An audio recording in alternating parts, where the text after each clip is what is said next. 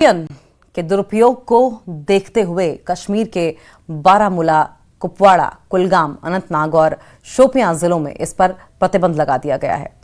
आतंकियों और उनके समर्थकों द्वारा वर्चुअल प्राइवेट नेटवर्क यानी कि VPN के जरिए इंटरनेट के जरिए आपस में संवाद करने और भारत विरोधी गतिविधियों को बढ़ावा दिए जाने को देखते हुए घाटी के कई जिलों में प्रशासन ने VPN के इस्तेमाल पर रोक लगा दी है।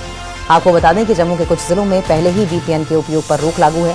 पुलिस रिपोर्ट्स के मुताबिक आतंकी भारत विरोधी गतिविधियों के लिए VPN का इस्तेमाल कर रहे थे और अब केवल अधिकृत व्यक्ति ही VPN का उपयोग कर पाएगा, अन्यथा सख्त कार्रवाई होगी।